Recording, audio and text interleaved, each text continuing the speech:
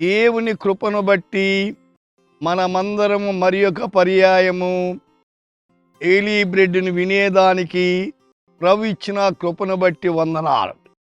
మీరు జాగ్రత్తగా దేవుని మాటలు విని దైవాశీర్వాదాలు పొందండి.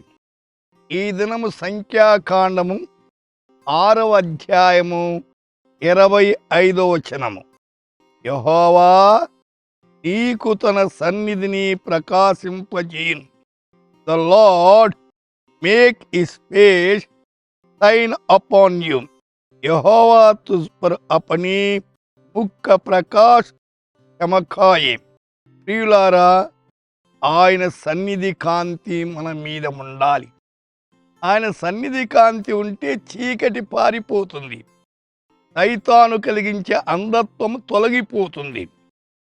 అందుచేతనే యోబు కూడా 29వ అధ్యాయములో 24వ వచనములో నా ముఖ ప్రకాశము లేకుండా వారు ఏమీ చేయరైరి.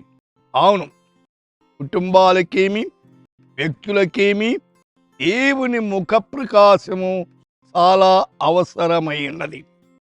కీర్తనకాడు అంటాడు, 4వ కీర్తన 6వ వచనములో, యెహోవా నీ సన్నిధి కాంతి మా మీద ప్రకాశింపచేయుము.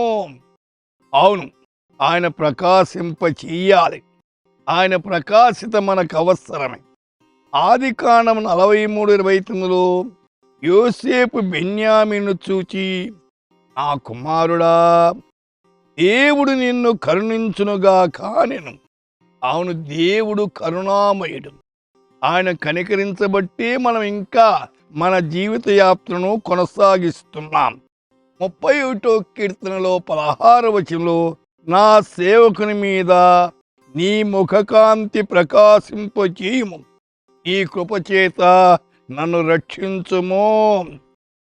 119వ కీర్తన 130, నీ సేవకుని మీద నీ ముఖకాంతి ప్రకాశింపచేయుము, నీ కట్టడలు నాకు బోధించు. సోదరి సోదరుడా, దేవుని ముఖకాంతి కొరకు ఈ దినము కనిపెట్టి మీలో ఉన్న అంధత్వాన్ని తొలగించుకొని దేవునికి దగ్గరగా ఉండండి. ప్రార్థన చేద్దాం. పరిశుద్ధుడా, మా శ్రోతలంతా మీ ముఖకాంతితో ప్రకాశించి ప్రతి ఆటంకాన్ని తొలగించి బిడ్డల అక్కర్లని కృపలో తీర్చమని యేసు నామమున ప్రార్థిస్తున్నాము తండ్రి. ఆమేన్.